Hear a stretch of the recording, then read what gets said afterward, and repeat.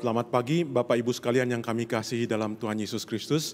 Kita akan mempersiapkan diri kita untuk memulai ibadah pada pagi hari ini, kiranya walaupun dalam kondisi yang tidak normal, dalam kondisi di mana kita tetap harus menjaga protokol kesehatan seperti tadi sudah diumumkan, kita tetap beribadah dengan sebaik-baiknya, memuliakan Tuhan, memuji Tuhan, dan mendengarkan akan firman Tuhan.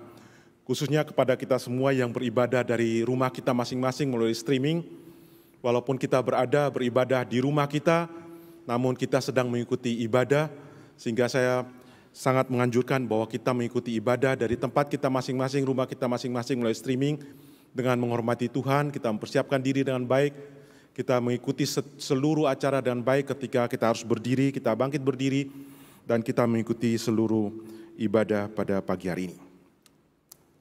Jemaat yang dikasihi Tuhan, selamat pagi, selamat tahun baru. Kita bersyukur kepada Tuhan karena Tuhan telah membawa kita masuk dalam tahun 2021. Kita tahu tahun 2020 adalah tahun yang begitu berat, begitu banyak orang yang sudah tidak bersama-sama dengan kita lagi. Dan kalau kita ingat, sesungguhnya banyak orang yang ketika sakit, kalau mereka bisa disembuhkan, mereka akan berkata bahwa syukur kepada Tuhan. Mereka akan merasa bahwa sesungguhnya mereka berhutang nyawa, karena sesungguhnya kalau kena penyakit ini, mungkin kita tidak akan bisa lewati tahun yang ada.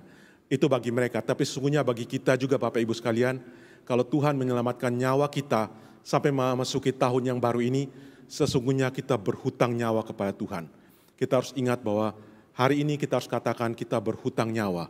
Kiranya tahun 2021 kita isi dengan mengingat bahwa Tuhan sudah melewatkan nyawa kita memasuki tahun 2021, kita kerjakan panggilan Tuhan dalam hidup kita. Saya mengundang kita semua bangkit berdiri, kita akan masuk dalam saat teduh, dan kita akan masuk dalam ibadah pada pagi hari ini.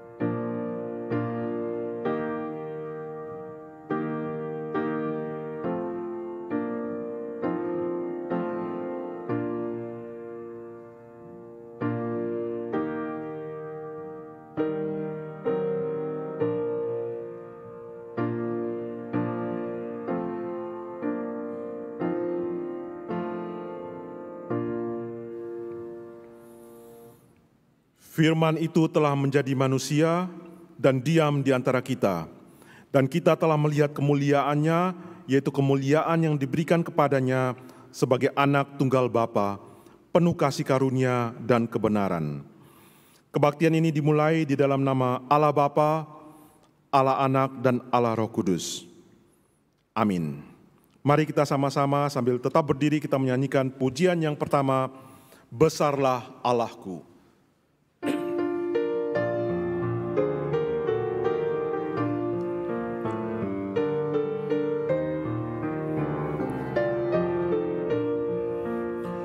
Oh Tuhanku, apabila ku renungkan semesta alam yang kau ciptakan, bintang-bintang dan guru bersahutan menyatakan kuasa-Mu Tuhan, maka jiwaku pun memuji-Mu.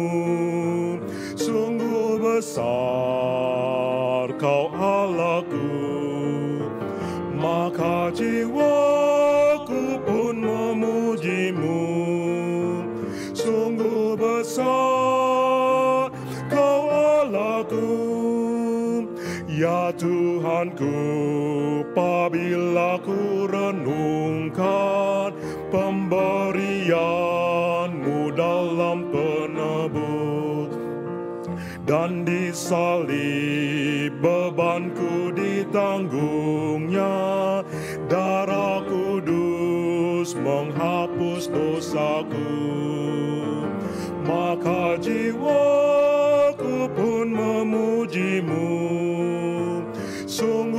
besar Kau Allahku, maka jiwaku pun memuji-Mu. Sungguh besar Kau Allahku. Apabila nanti Kristus memanggilku, sukacitaku amatlah besar. Ku kan sujud menyembah dengan gentar dan berkata, sungguhlah Kau besar. Maka jiwaku pun memuji-Mu. Sungguh besar Kau Allahku, maka jiwaku pun memuji-Mu.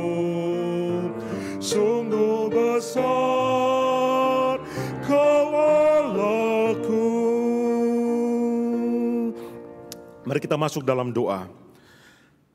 Allah Bapa kami yang ada dalam kerajaan surga, kami datang kepadamu pada pagi hari ini dengan penuh puji syukur, dengan penuh hati yang bersyukur kepadamu, karena Engkau telah membawa kami masuk dalam tahun yang baru, tahun 2021 ini.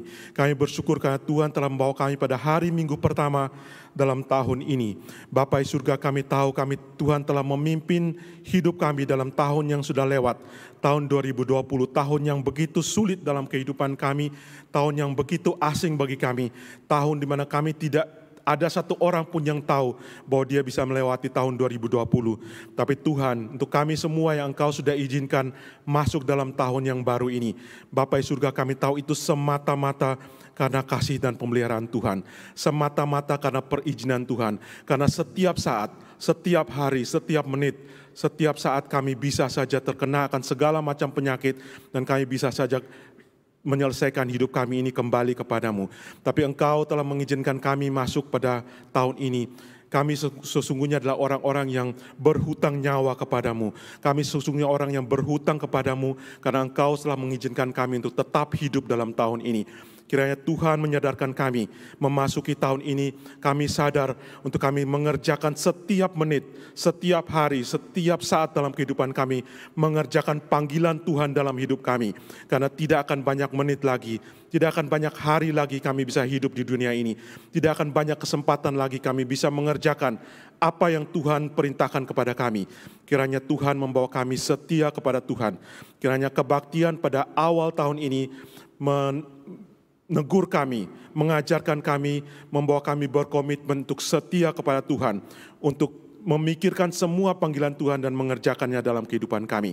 Kami menyerahkan ibadah kami pada pagi hari ini ke dalam tangan-Mu. Engkau yang memimpin dari awal sampai akhirnya, dan kiranya Engkau saja yang dipermuliakan. Dalam nama Tuhan Yesus, Tuhan dan Juru Selamat kami yang hidup, kami berdoa. Amin. Jemaat sekalian dipersilakan untuk duduk kembali. Kita bersyukur kepada Tuhan atas pemeliharaan Tuhan untuk hidup kita, atas pimpinan Tuhan, dan kiranya seperti apa yang tadi kita doakan, kiranya kita memulai tahun baru ini dengan penuh kesadaran bahwa tidak akan banyak waktu ada dalam hidup kita, tidak akan banyak kesempatan dalam hidup kita untuk mengerjakan apa yang Tuhan perintahkan kepada kita sebelum kita kembali kepada Tuhan dan mempertanggungjawabkan hidup kita kepada Dia. Mari kita bersama-sama menyanyikan lagu nomor yang kedua, Ada Lagu Dalam Hatiku. Kita menyanyikan dengan penuh sukacita.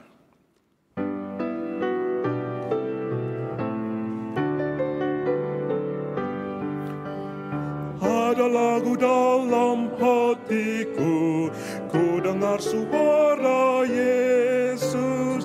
Jangan takut, ku besertamu, hidupku sentosa terus.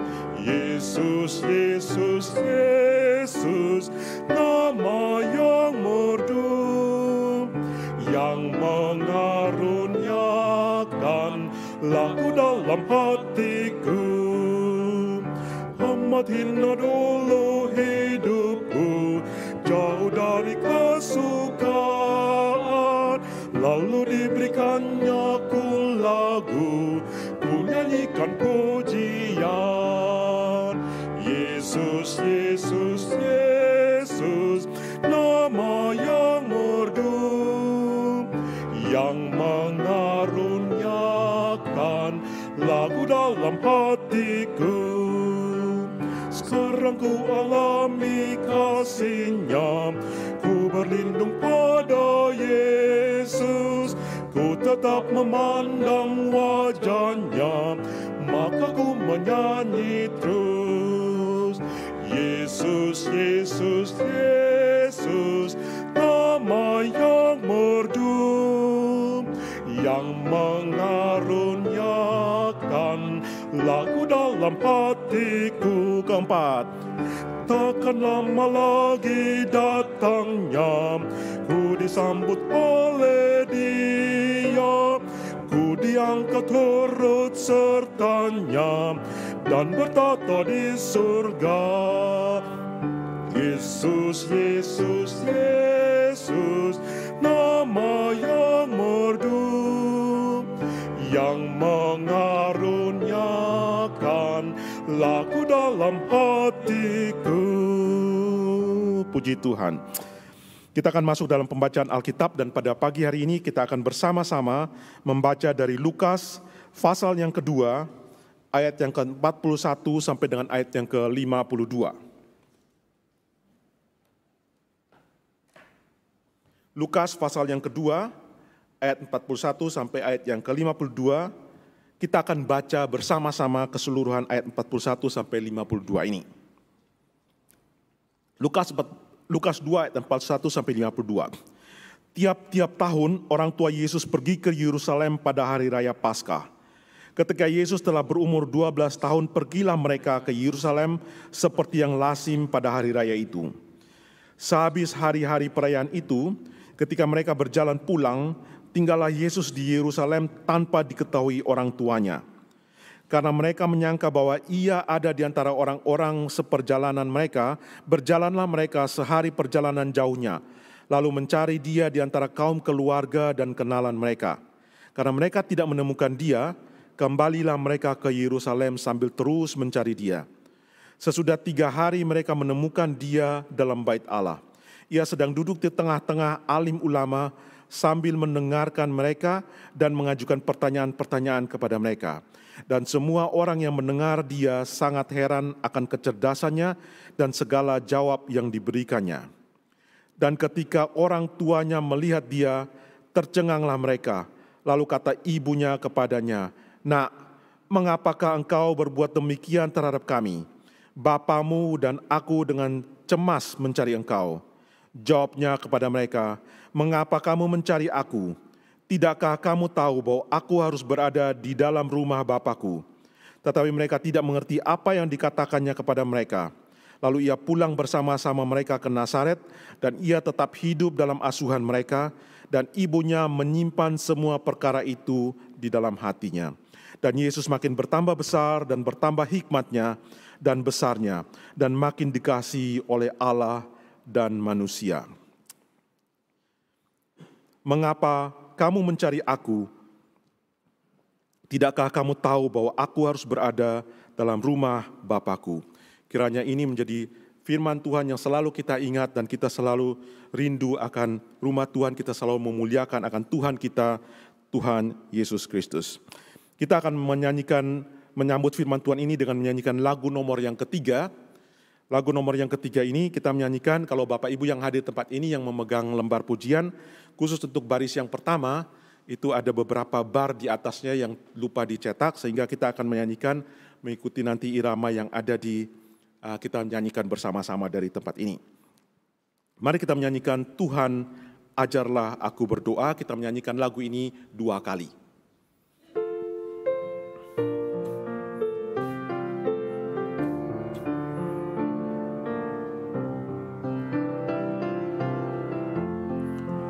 Tuhan ajar aku berdoa, agar ku pekakan kehendak-Mu.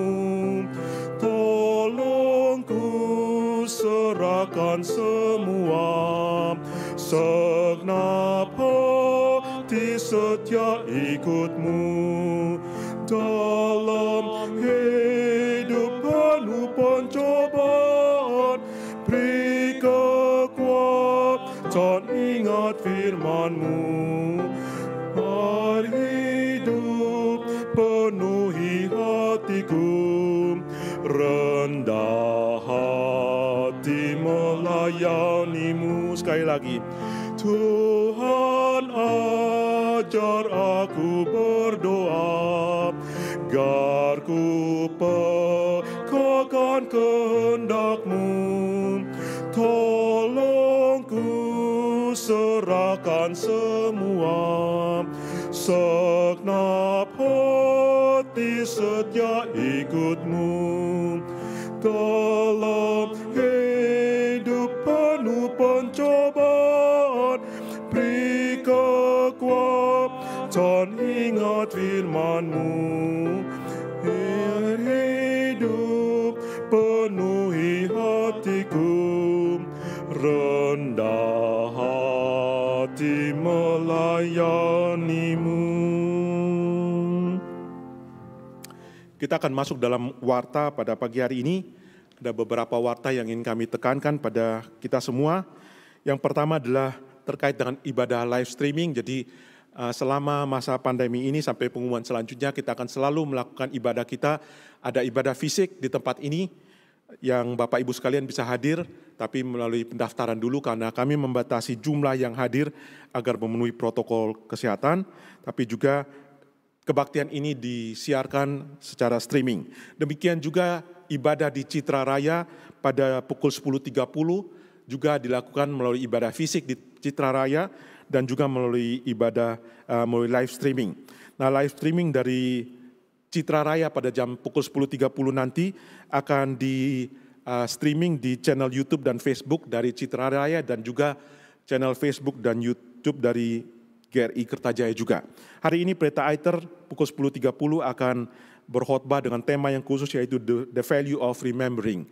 Jadi nilai dari remembering, mengingat gitu ya. Bapak Ibu sekalian, setelah ibadah ini ada selisih 1 jam, bisa juga setelah Bapak Ibu sampai di rumah bisa mengikuti secara streaming ibadah dari Citra Raya. Pengumuman yang kedua adalah kita bersyukur kepada Tuhan juga dalam rapat sinode kemarin beberapa jemaat pembangunan di beberapa tempat telah dilakukan. Kita bersyukur pada awal tahun ini tanggal 1 kemarin Pendeta Stephen Tong sudah soft opening dari GRI di Solo. Dan kita berdoa bersama-sama untuk pembangunan GRI Citra Raya.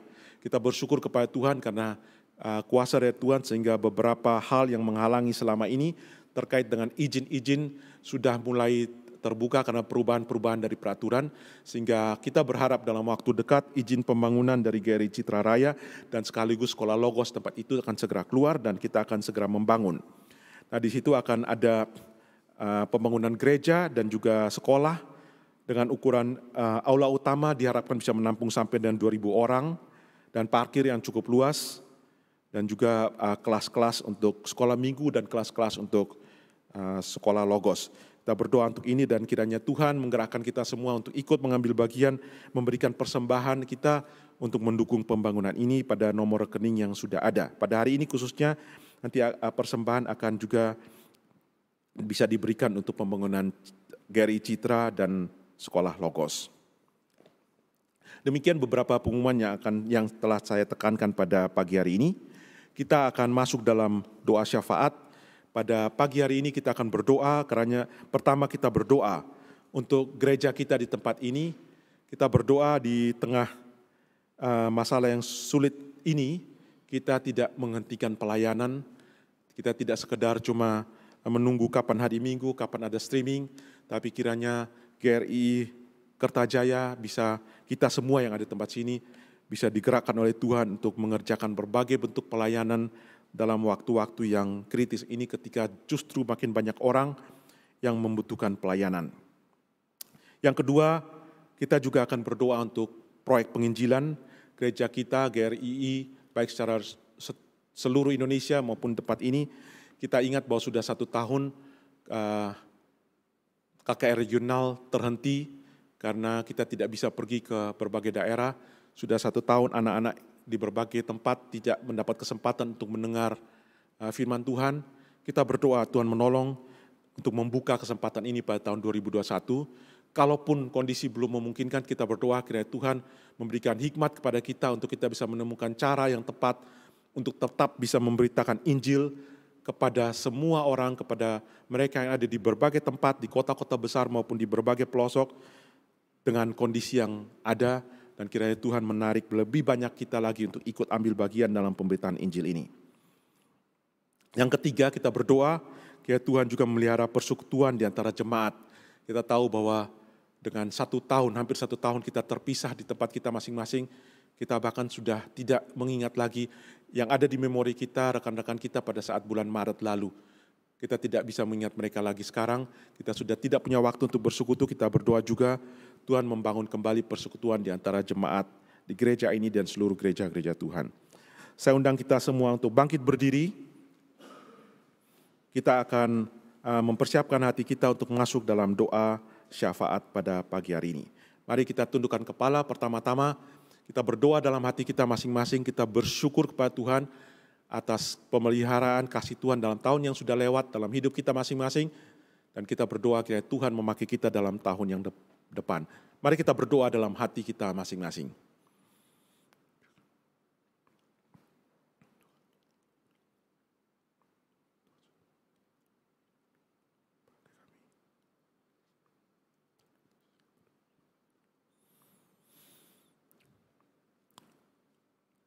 Mari kita sama-sama menaikkan doa yang pertama. Kita berdoa untuk pelayanan dari GRI Kertajaya ini. Mari kita buka suara, kita berdoa bersama-sama.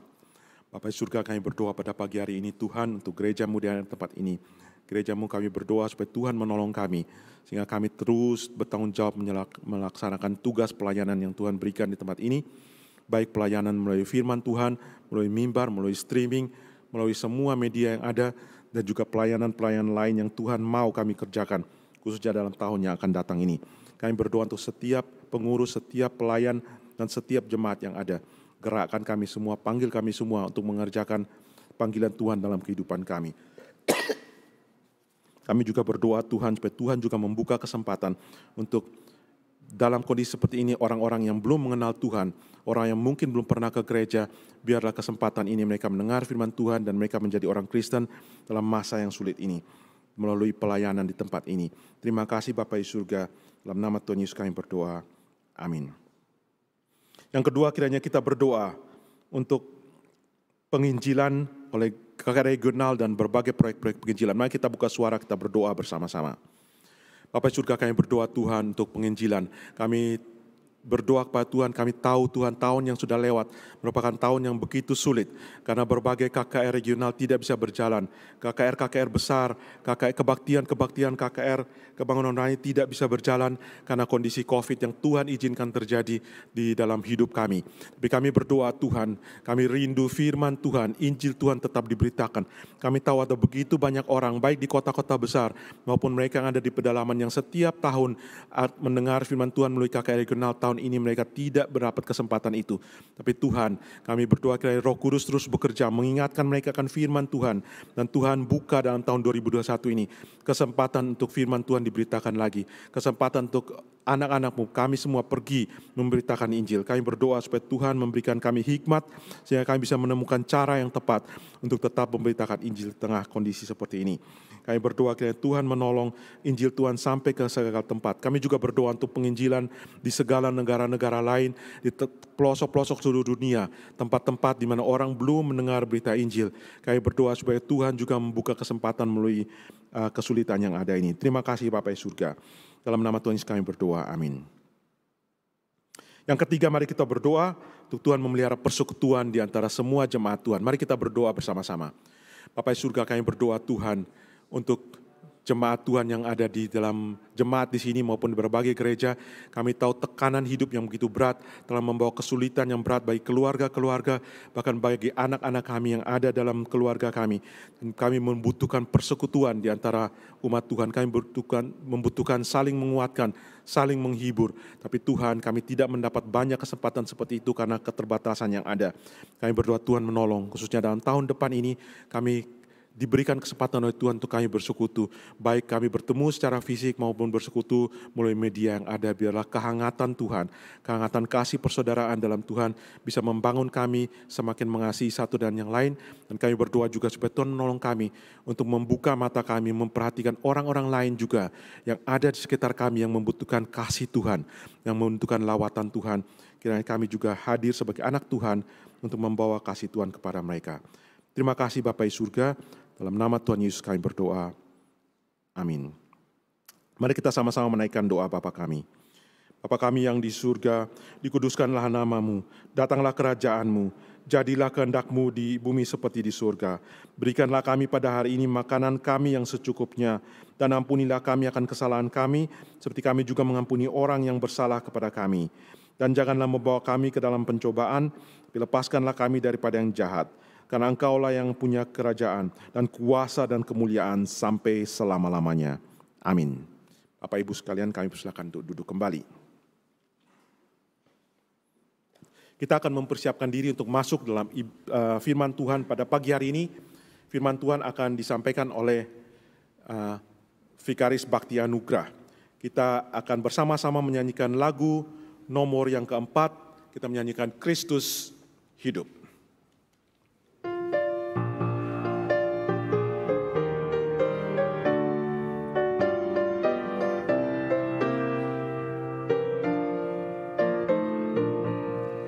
Ku melayani Tuhan, sahabat yang benar.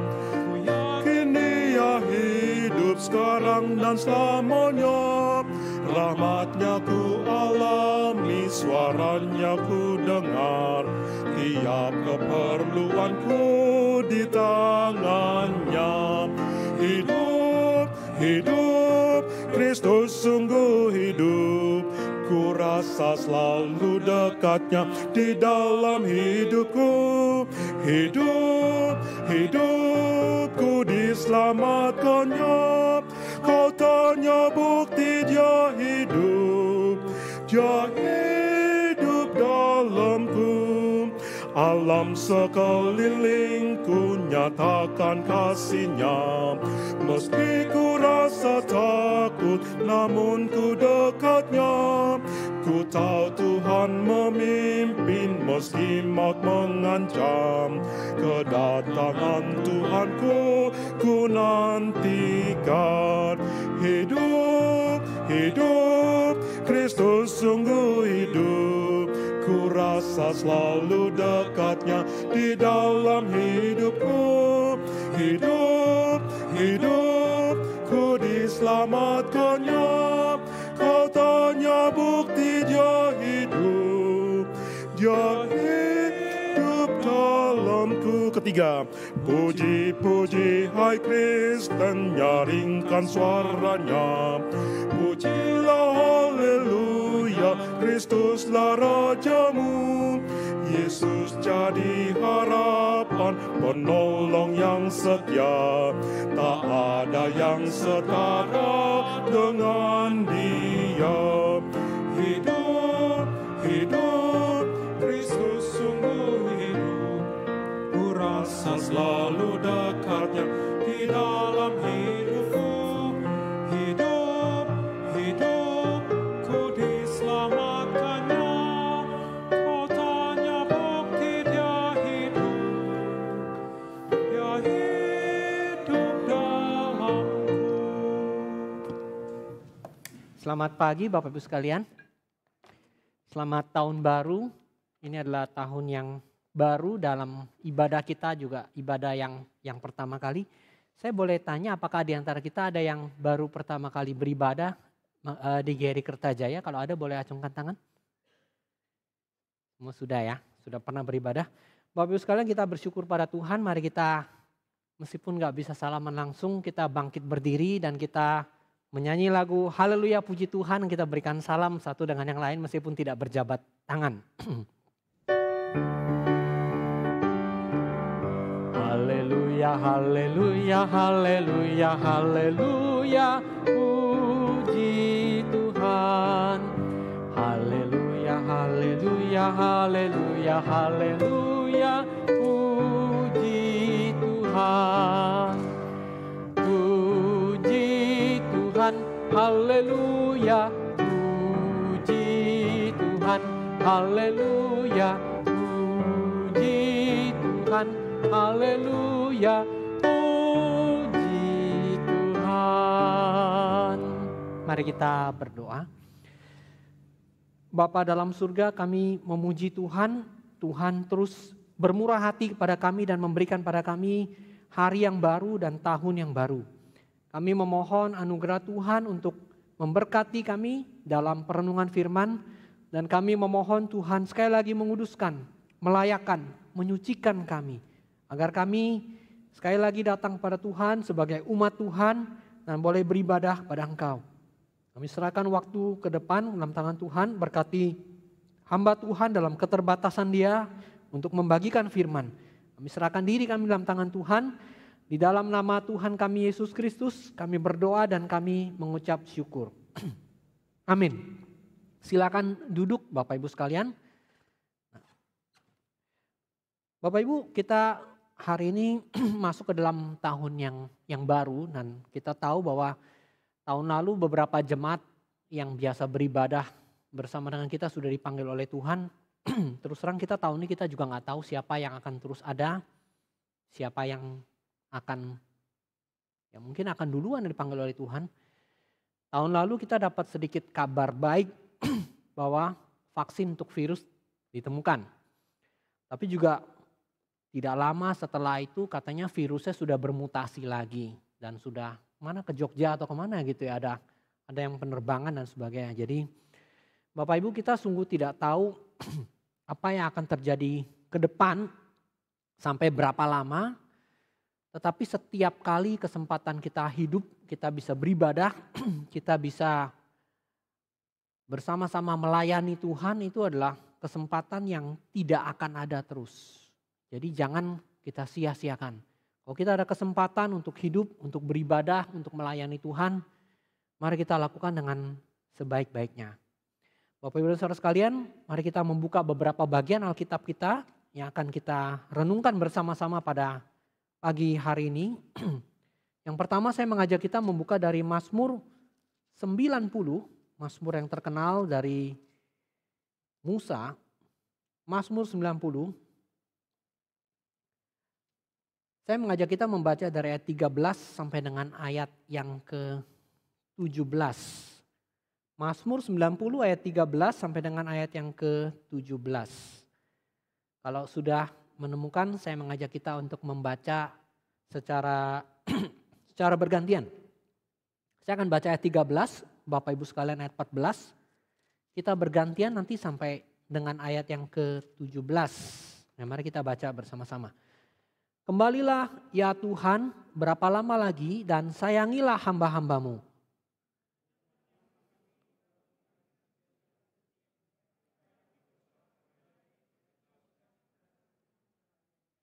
Buatlah kami bersuka cita seimbang dengan hari-hari Engkau menindas kami. Seimbang dengan tahun-tahun kami mengalami celaka.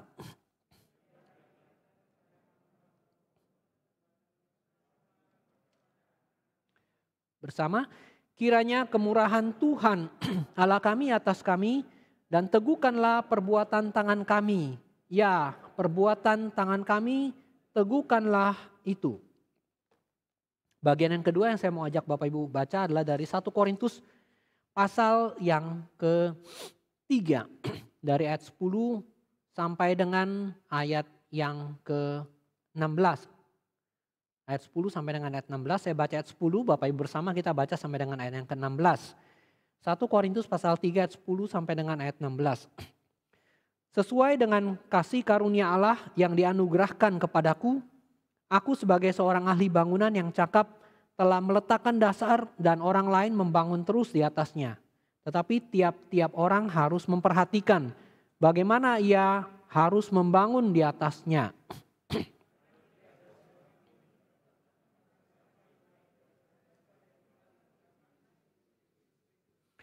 Entahkah orang membangun di atas dasar ini dengan emas, perak, batu permata, kayu, rumput kering atau jerami?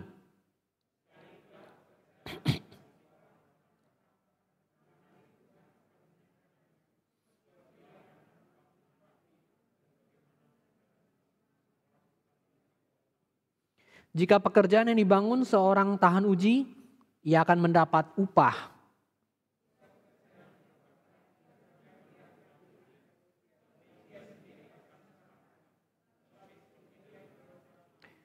Tidak tahukah kamu bahwa kamu adalah bait Allah dan bahwa roh Allah diam di dalam kamu. Dan bagian yang terakhir dari Filipi pasal pertama ayat ke-5 dan ayat ke-6. Mari kita membaca kedua ayat ini, ayat yang terakhir ini bersama-sama. Filipi pertama ayat 5 sampai dengan yang ke-6. Aku mengucap syukur kepada Allahku karena persekutuanmu dalam berita Injil mulai dari hari pertama sampai sekarang ini. Akan hal ini aku yakin sepenuhnya, yaitu Ia yang memulai pekerjaan yang baik di antara kamu akan meneruskannya sampai pada akhirnya pada hari Kristus Yesus. Bapak, Ibu, dan saudara sekalian, hari ini kita akan membahas apa yang di dalam bahasa Inggris disebut sebagai legacy. Legacy kalau di dalam bahasa Indonesia biasa kita terjemahkan itu cuma umumnya sebagai warisan. Jadi kata warisan saja. Nah Bapak Ibu, kita sekali lagi tidak pernah tahu kapan waktu hidup kita selesai, tetapi pasti ada sesuatu tanda kutip yang akan kita tinggalkan. Bapak Ibu, berdasarkan definisi umum kata legacy atau warisan itu, kalau di dalam Merriam-Webster, dalam kamus Merriam-Webster itu dia mengatakan ini adalah suatu pemberian biasanya berupa uang ya atau mungkin harta. Jadi biasanya kalau seorang tuh meninggal dunia, dia memberikan legacy, dia memberikan harta warisan, sesuatu yang diwariskan. Itu pengertian secara umum. Tetapi ada juga pengertian yang lain, yaitu sesuatu yang diturunkan atau diterima dari nenek moyang kita atau dari para pendahulu kita atau dari masa lalu. Jadi sesuatu yang kita terima yang diturunkan dari nenek moyang kita, dari para pendahulu kita atau dari masa lalu kita. Ya, apapun itu bentuknya. Jadi ini adalah yang berasal dari masa lalu. Tetapi waktu kita membahas legacy di sini yang hari ini kita akan bahas dari firman Tuhan adalah bukan berbicara mengenai pengertian harta warisan atau pengertian secara umum sesuatu yang diturunkan, tetapi adalah godly legacy, sesuatu yang bersifat ilahi, sesuatu yang bersifat kesalehan. Apa yang akan kita turunkan kepada generasi berikutnya, apa yang memperkaya hidup orang lain, apa yang membawa kemuliaan Tuhan, apa yang kita berikan pada generasi berikutnya. Bapak Ibu, hidup kita itu punya tujuan. Dan kita tidak diciptakan untuk hidup menuruti keinginan kita sendiri. Tapi berdasarkan tujuan dari pencipta kita yang telah menciptakan kita. Bahkan bagi kita orang percaya bukan cuma yang menciptakan kita, dia juga yang telah menebus kita. Tuhan adalah Tuhan yang terlibat di dalam seluruh hidup kita. Nah Bapak Ibu, di dalam bacaan yang tadi kita baca di dalam Mazmur 90, kita mengetahui bahwa Musa yang menuliskan bagian ini adalah Musa yang telah mengalami begitu panjang perjalanan dia. Dan ini adalah kira-kira 40 tahun dia yang ketiga. Selama 40 tahun pertama dia ada di Mesir, bahkan menjadi kandidat pangeran ya. Kita duga dia menjadi kandidat pangeran Mesir, tetapi kemudian dia meninggalkan semuanya itu dan masuk kepada 40 tahun kedua. Dia dididik oleh Tuhan di padang belantara menggembalakan kambing domba. Lalu kemudian Tuhan memanggil dia pada waktu dia sudah merasa umurnya sudah tua dan sudah tidak ada apa-apanya lagi. Justru dalam usia ke-80 dia dipanggil oleh Tuhan dan dia membawa bangsa Israel keluar dari Mesir. Dan selama 140 sampai 80 sampai dengan usia 120 dia meninggal. Kemudian dia di padang gurun, bahkan dia tidak pernah masuk ke dalam tanah perjanjian sekalipun. Dia telah meninggalkan kepada kita tulisan yang terkenal di dalam Mazmur 90 ini. Dan kalau kita baca dari bagian awal, Musa menyadari betul bahwa Tuhan adalah tempat perteduhan dia yang turun-temurun. Jadi kalau mau dikatakan secara ringkas, Tuhan adalah legasinya. Tuhan adalah sesuatu yang bisa diwariskan turun-temurun. Bapak Ibu, kalau kita kembali melihat kepada pengertian legasi secara umum harta warisan, itu adalah sesuatu yang tidak bertahan turun-temurun. tidak bertahan turun-temurun. Ya. Bapak Ibu, ada orang yang mengumpulkan uang dan harta benda begitu banyak, kalaupun dia pikir dia mau, ada orang pakai istilah sampai 7 keturunan, biasanya ya orang mengatakan tidak sampai 3 keturunan, ya paling maksimal 3. Jadi generasi pertama mengumpulkan, generasi kedua menikmati, generasi ketiga menghabiskan. Tidak akan turun sampai 7 turun-temurun. Tetapi Musa mengetahui dari awal bahwa tempat perteduhan dia itu adalah Tuhan. Dia mengerti betul selama masa-masa dia di Mesir, selama masa-masa dia memperoleh segala macam kekayaan, harta benda, status dan sebagainya. Dia tahu bahwa yang menjadi tempat tinggal perteduhan dia turun-temurun adalah Tuhan. Dia sudah melihat bagaimana Tuhan membimbing orang Israel keluar dari perbudakan, lalu masuk di padang gurun bersama-sama melayani Tuhan. Dan dia sudah melihat generasi pertama tidak bisa masuk ke dalam tanah perjanjian, termasuk dia sendiri, dia harus mati di padang gurun. Bahkan ada generasi-generasi sebelum dia, orang-orang yang memberontak, yang melawan Tuhan dan dibinasakan selama masa perjalanan itu. Musa tahu betul Tuhan itu tempat perteduhannya. Bahkan Musa tidak mengatakan tanah perjanjian tempat perteduhannya, tidak. Musa mengatakan Tuhanlah tempat perteduhannya.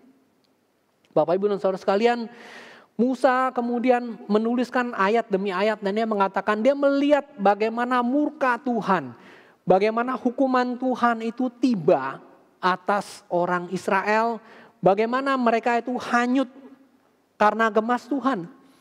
Bagaimana mereka melihat bahwa kebanggaan dan kebanggaan dia selama hidup kurang lebih 70 atau 80 tahun. Bahkan Musa yang 120 tahun pun mengerti pada masa itu usia itu paling lama harapan hidup hanya 70 sampai 80 tahun.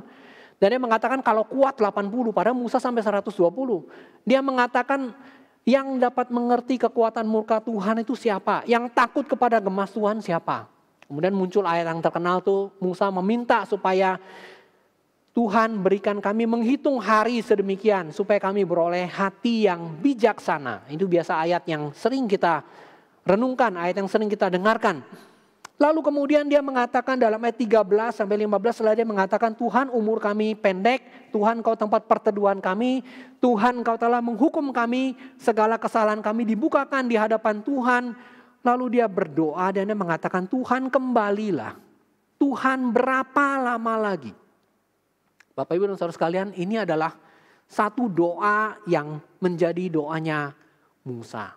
Dan barangkali kalau kita masuk ke dalam kondisi kita pada masa sekarang ini, kita bisa bertanya, Tuhan berapa lama lagi?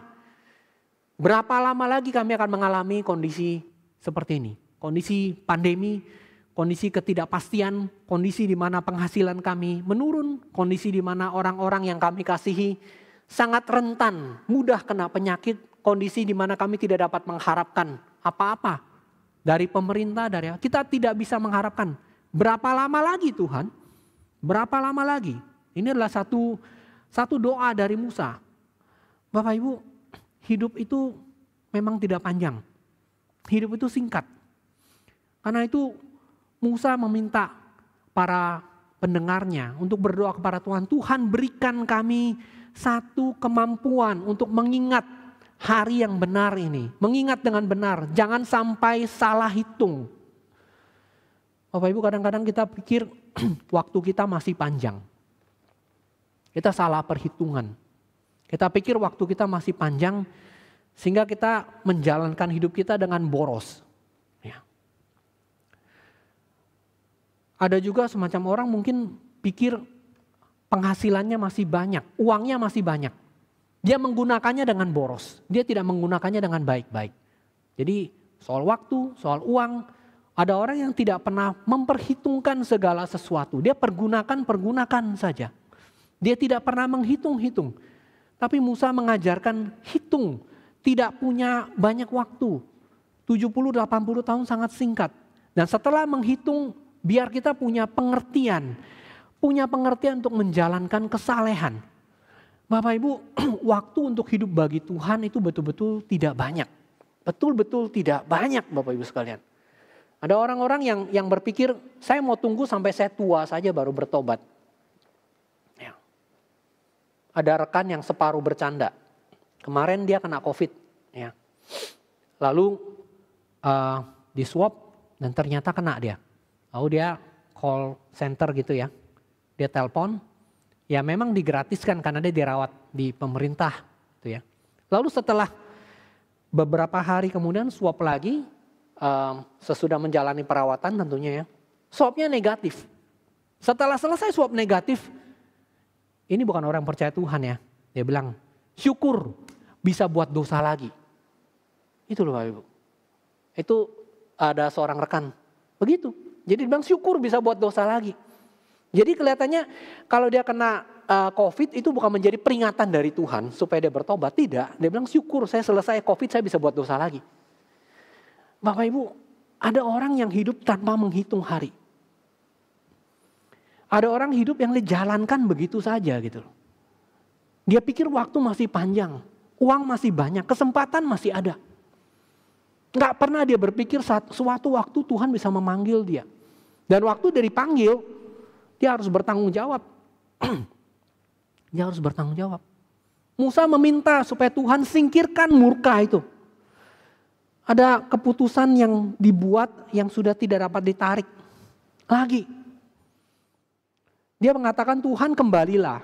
Kiranya Tuhan sayangilah hamba-hambamu. Jadi seolah Tuhan berdamailah dengan kami. Sayangilah hamba-hambamu. Musa yang menulis kalimat ini mengerti melihat murka Tuhan di padang gurun.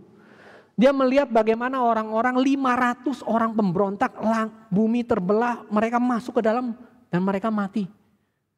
Ada orang-orang yang waktu menyembah lembu emas itu sudah dibantai sama Tuhan. Mereka yang memberontak di Masa dan Meriba dan banyak lagi kisah selama perjalanan. Itu gambaran umat Tuhan Bapak Ibu. Musa tahu betul. Kamu gak mau berhati-hati dengan murkanya Tuhan. Kamu berani hidup sembarangan. Berapa lama lagi Tuhan? Berapa lama lagi Tuhan? Bapak Ibu dan saudara sekalian, ini setelah Musa menyatakan kalimat semacam itu, dia meminta kepada Tuhan, Tuhan kembalilah Tuhan, kembalilah. Kenyangkanlah kami di waktu pagi dengan kasih setia Tuhan. Musa meminta dengan sungguh-sungguh memohon kepada Tuhan. Dia tahu waktu hidup itu tidak banyak. Ya, hukuman Tuhan bisa tiba atas mereka sewaktu-waktu. Maka ini adalah satu doa yang juga sewajarnya Bapak Ibu. Di awal tahun ini kita doakan. Kalau kita melihat di masa-masa yang lalu ya, di tahun yang lalu mungkin ada ketidaktaatan kita. Ada hidup-hidup kita yang tidak beres. Lalu kita masih diberi umur sampai sekarang. Itu mesti kan kita bertanya kan, Tuhan kenapa? Ya, kalau kita baca Alkitab kadang-kadang kita suka heran ya. Kenapa misalnya Ananias dan Safira berbohong kepada Tuhan. Berbohong ya. Dia bilang sudah kasih semua pada dia tahan sebagian. Tuhan langsung hukum, matikan. Atau seperti Akan. Mengambil barang-barang yang seharusnya di-devoted, dihancurkan semua. Waktu mereka menyerang kota Yeriko di bawah Yosua. Akan dan seluruh keluarga dibinasakan sekaligus. Tapi kalau kita lihat dalam hidup kita, kenapa saya berdosa? Ya, saya tidak jujur. Hidup saya banyak mungkin penipuan, mungkin banyak hidup-hidup yang tidak sesuai dengan kehendak Tuhan, tidak memikirkan rencana Tuhan. Dan saya mungkin hidup merugikan orang lain, bisa jadi. Tapi Tuhan kasih saya umur terus sampai sekarang. Apa maksud Tuhan? Bapak Ibu, Musa menasihati para pendengarnya. Tuhan kembalilah. Sekarang kami sudah lihat begitu banyak pergumulan, begitu banyak hukuman Tuhan. Waktu kami masih muda dan hari-hari berkembang kami bersuka cita. Ya. Waktu Tuhan membuat kami boleh berkembang, ayat 6, tapi di sore hari lisut dan layu. Musa melihat manusia itu cuma seperti rumput saja. Pagi boleh muncul, sore bisa hilang. Rumput adalah tanaman yang muncul di mana-mana di seluruh bumi Bapak Ibu.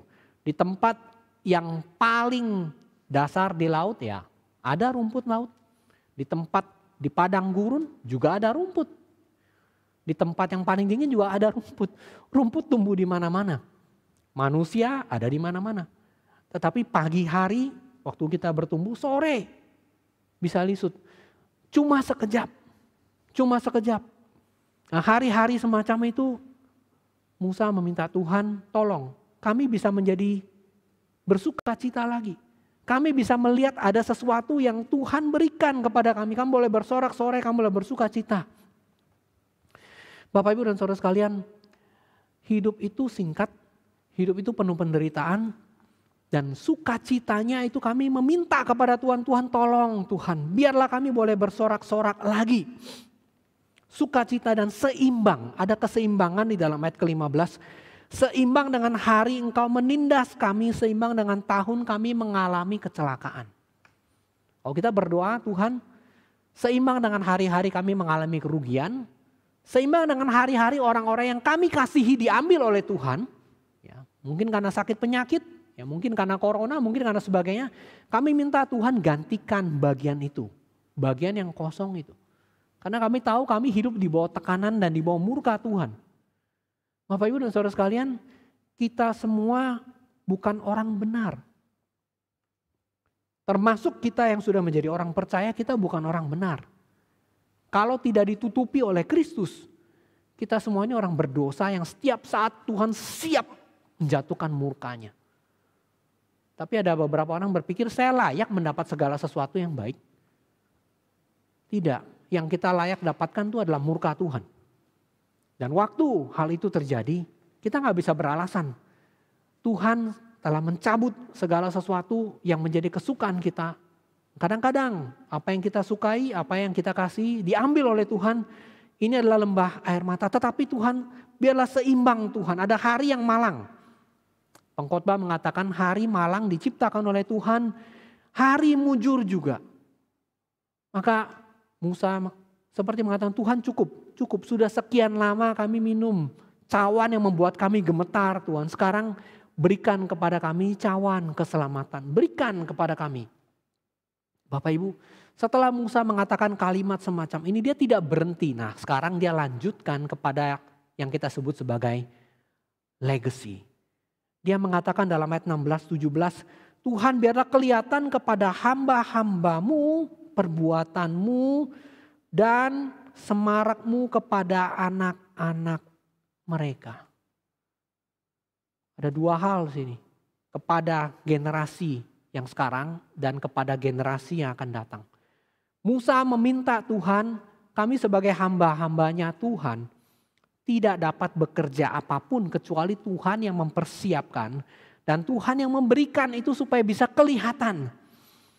Waktu Musa berdoa, Musa meminta anugerah Tuhan dan dia tahu tujuan akhirnya itu adalah kemuliaan Tuhan. Bapak Ibu, kita banyak kali melihat harapan orang di tahun yang baru adalah best wishes. Ya, in everything you do. Ya. Jadi misalnya what be, wish you all the best. Jadi all the bestnya just for you.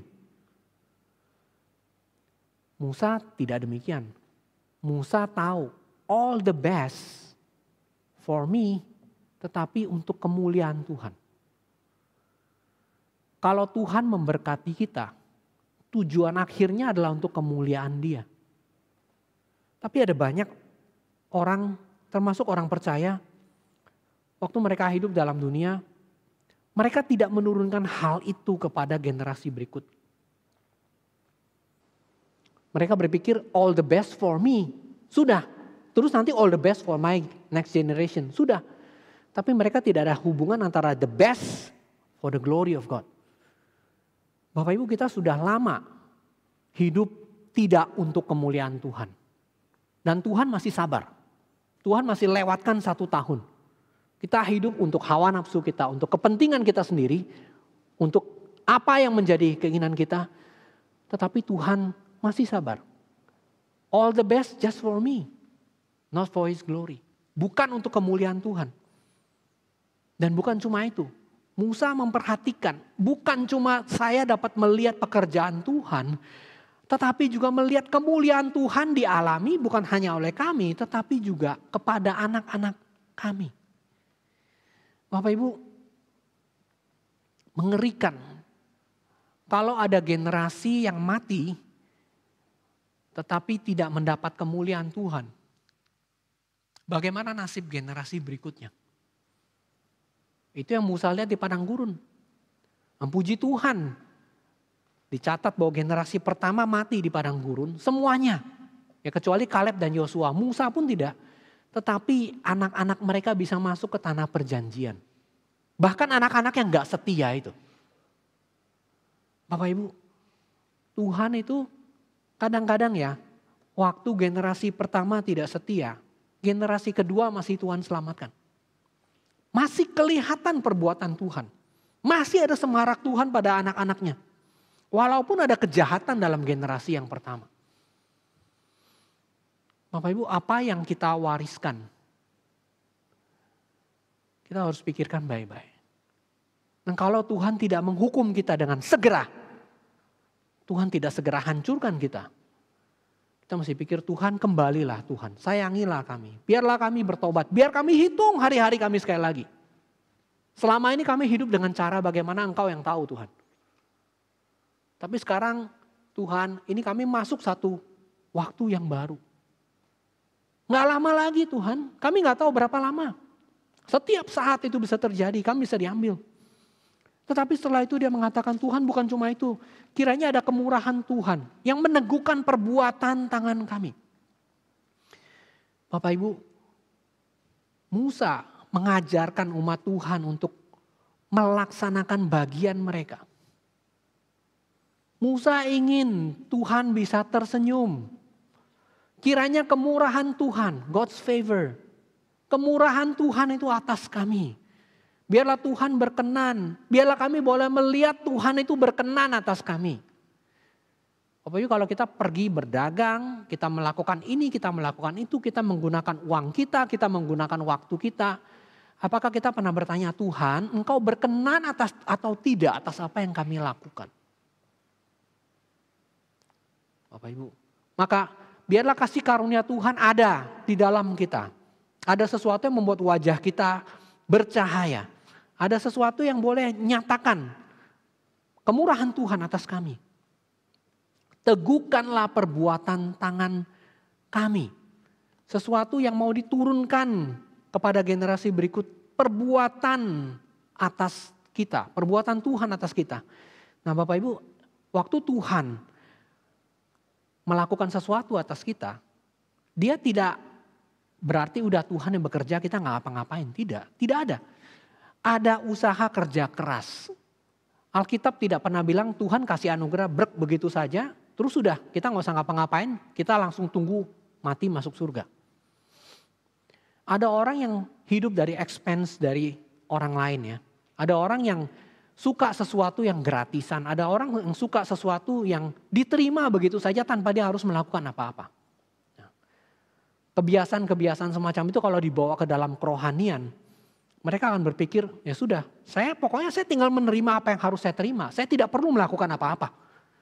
Tidak, ada perbuatan tangan kami yang harus kami lakukan. Ada kemuliaan Tuhan yang harus kami nyatakan. Bapak Ibu, ada hal-hal yang setelah anugerah Tuhan diterima, kita tujuan akhir adalah untuk kemuliaan Tuhan. Anugerah ini bukan kosongan, itu masih mentah.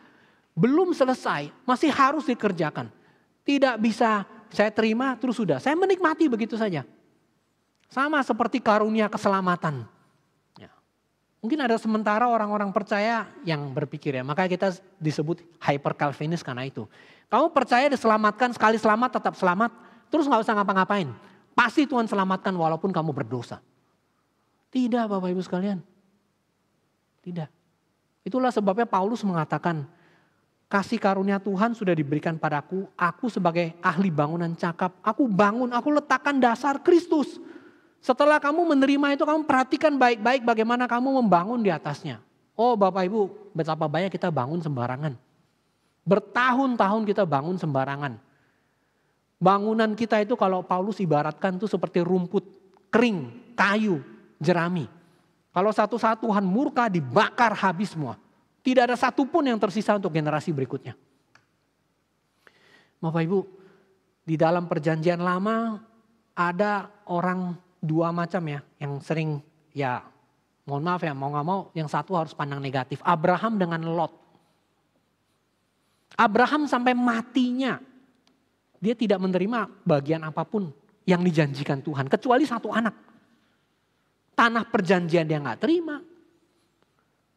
Generasi yang dibilang anakmu akan seperti bintang di langit, pasir di laut. Dia tidak lihat seumur hidupnya. Tanah perjanjian yang gak masuk. Malah tanda kutip yang masuk tanah perjanjian itu Lot. Betul kan? Lot seperti masuk. Dia lihat Sodom dan Gomora itu bagian dari tanah perjanjian kan. Lot membangun di atas dasar apa? Lot orang benar Bapak Ibu. Sama seperti Bapak Ibu dan saya yang percaya pada Kristus. Lot orang benar. Tetapi waktu Lot yang orang benar itu, dia lebih memilih apa yang menjadi kenikmatan dunia. Ya, almarhum Pendeta Amin Chung pernah ngomong kalimat ini. Lot lihat Sodom dan Gomora. Dia pikir itu banyak keuntungan, dia pergi ke sana. Tapi masalahnya yang lihat tempat itu banyak keuntungan, itu bukan cuma orang benar. Orang jahat juga lihat.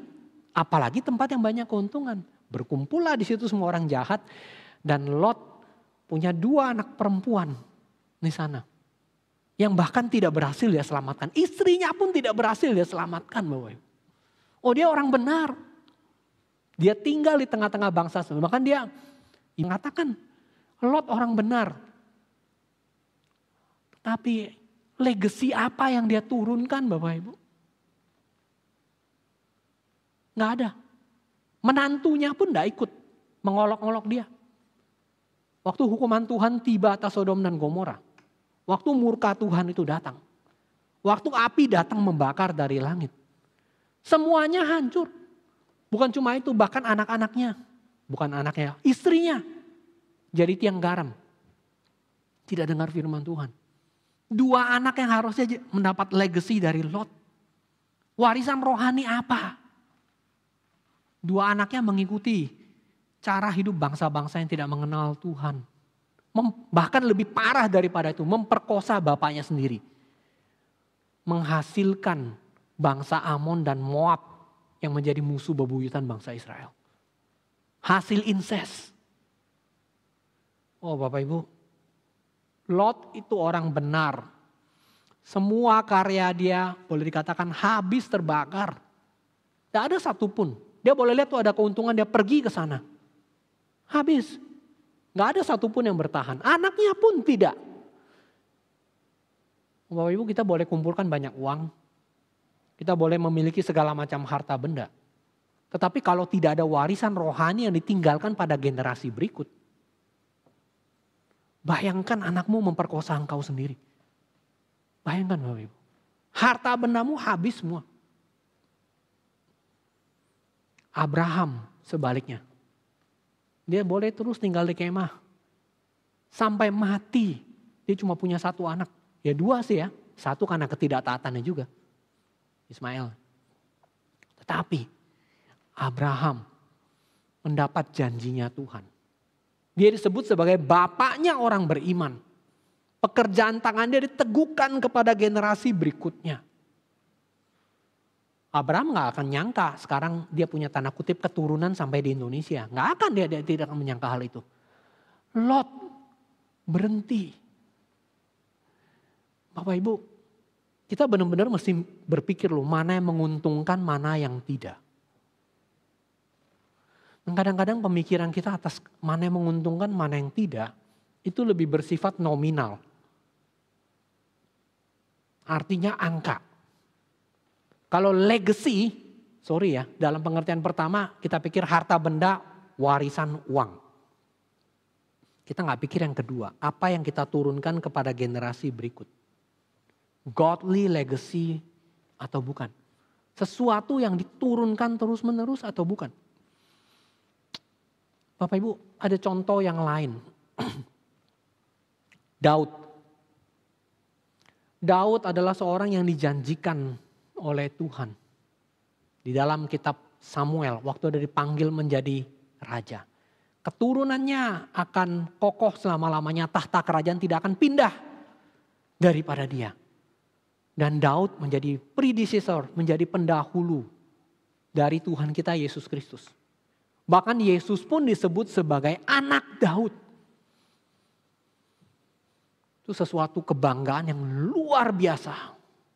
Bagaimana mungkin seorang manusia dikasih julukan seperti itu. Tapi Daud ada dua yang dia wariskan. Yang bertahan dan yang tidak bertahan. Bapak Ibu, Daud, kita bicara yang tidak bertahan dulu. Yang dia lakukan di dalam keluarganya. Apa yang dia lakukan? Setelah dia mendapatkan segala anugerah Tuhan yang baik itu. Daud mulai kendor. Kita membaca dalam kitab 2 Samuel, dia mulai waktu bangsa-bangsa harusnya dia ikut berperang, dia tinggal di rumah. Dia sudah mulai kendor dalam kerohaniannya. Lalu kemudian dia jatuh ke dalam dosa yang sangat besar.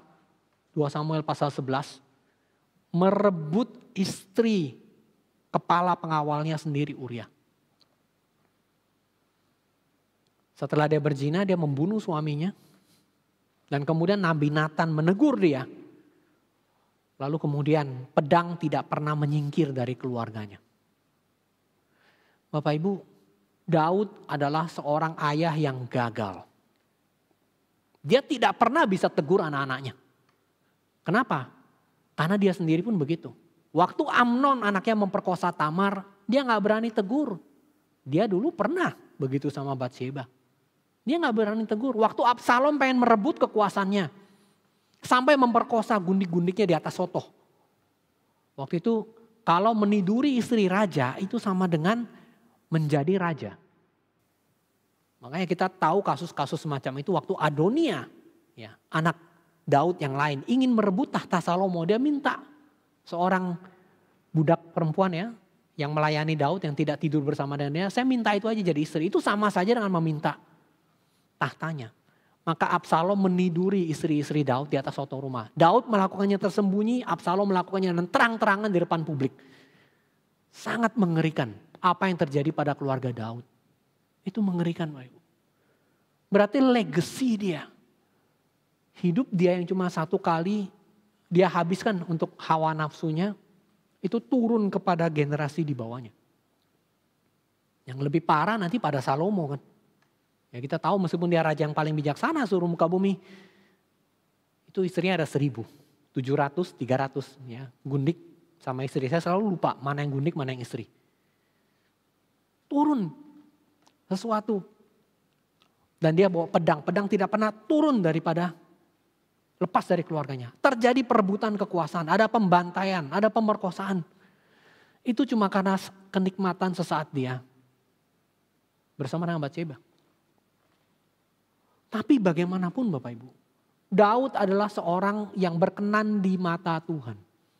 Tuhan memilih Daud setelah dia menolak Saul. Setelah dia menolak Saul, dia mengatakan aku akan memilih seorang yang berkenan di hatiku. Bapak Ibu, terlepas dari segala kelemahan Daud, ada gak continuing legacy? Ada gak sesuatu yang terus yang dia berikan? Oh banyak Bapak Ibu.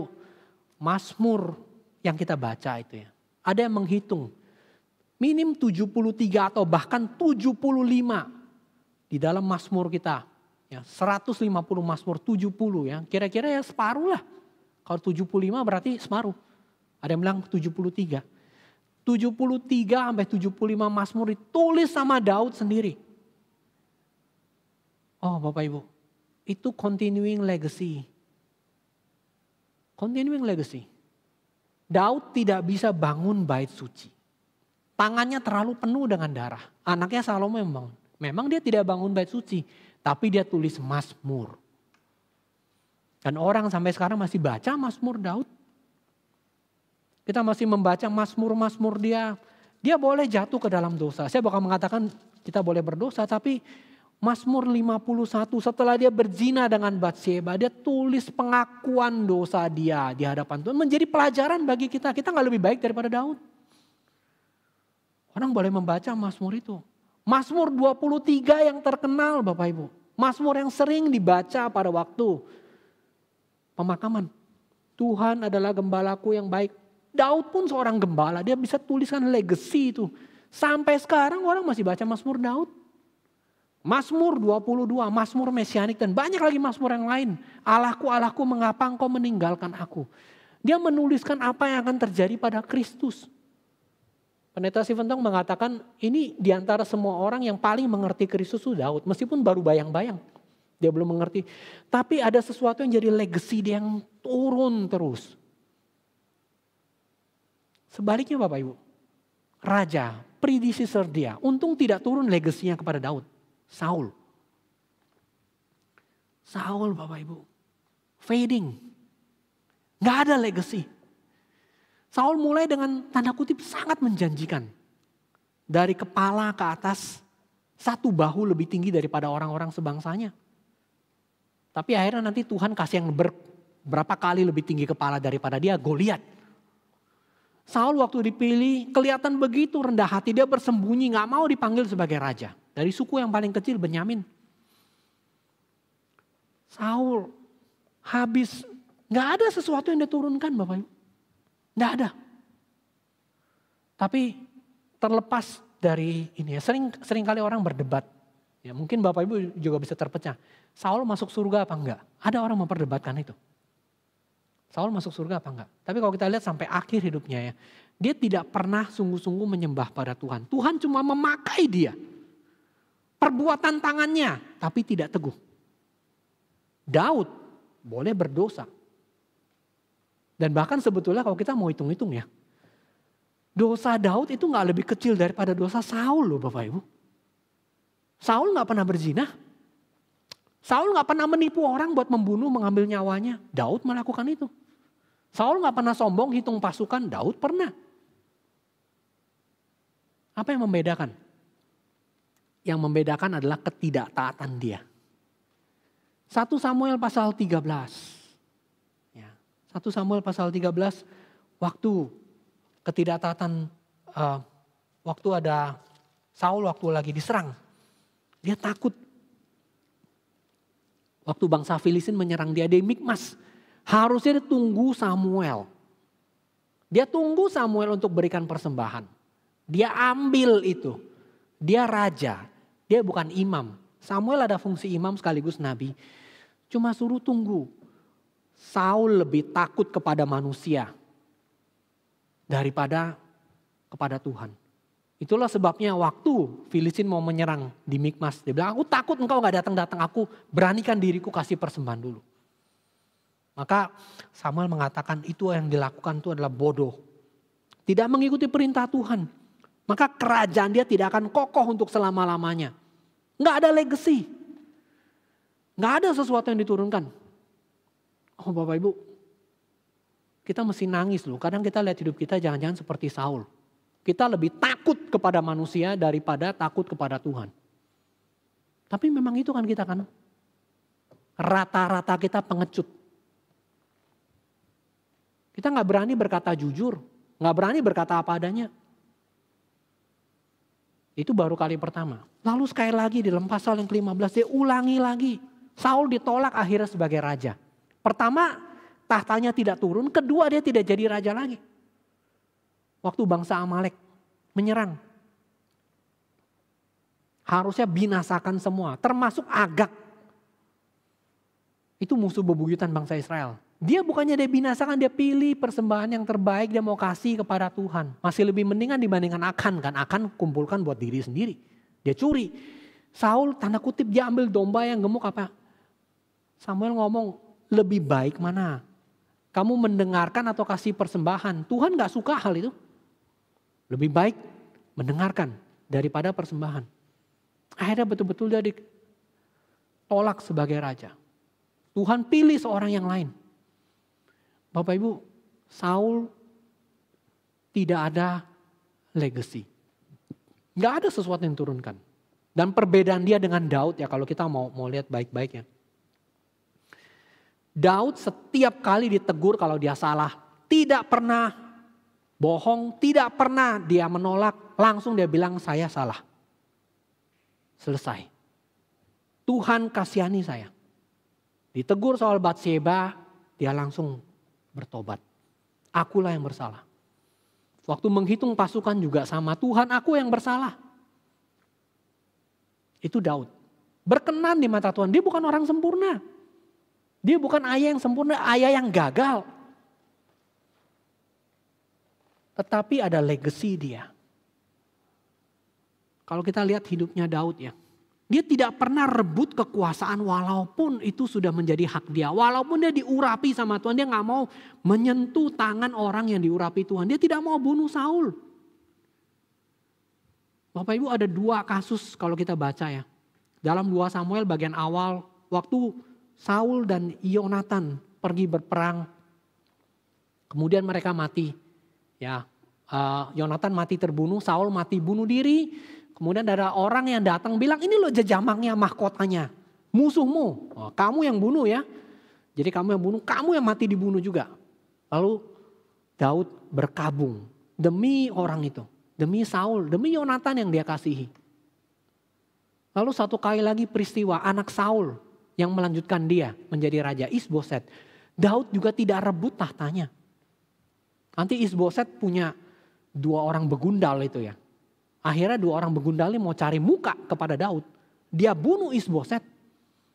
Dan dia ngomong lapor, sama lagi Daud. Itu kamu sudah ini, mereka juga dihukum. Daud tidak pernah mengambil sesuatu yang walaupun sudah menjadi hak dia tapi belum waktunya Tuhan, dia enggak. Dia ngambil.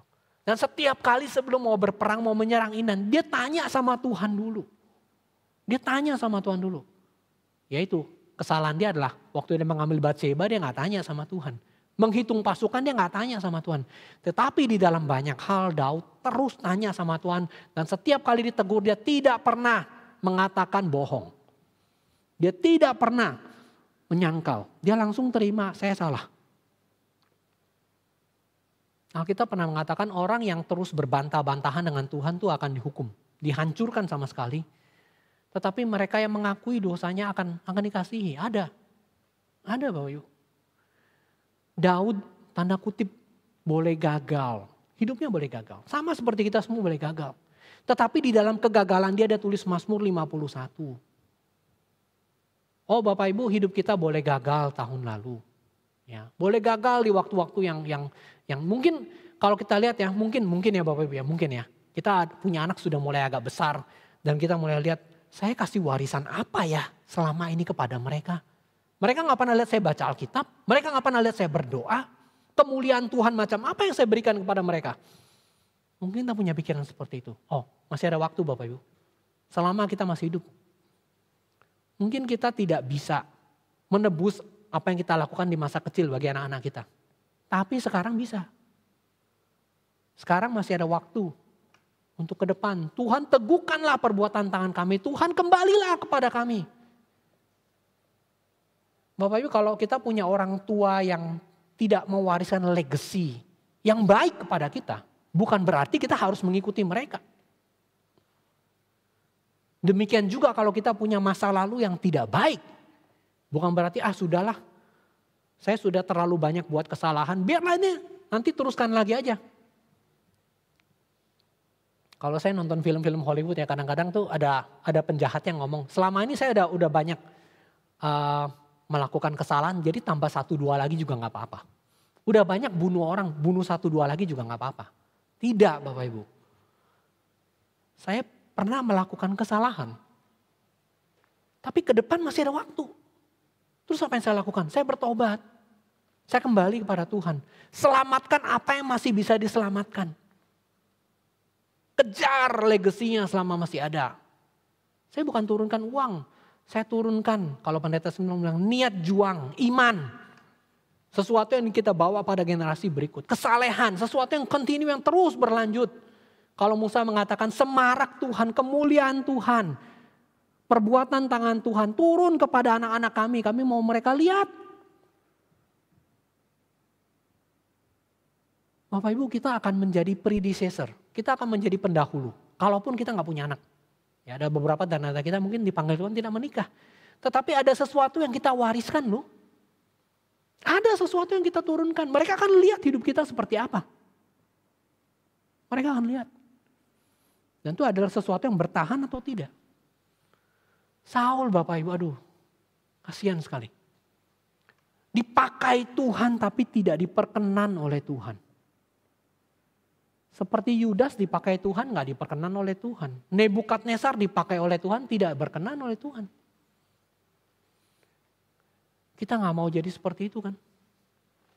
Sesuatu yang setelah dia lakukan, nggak ada sisa sama sekali. Generasi di bawah dia nggak ada satupun.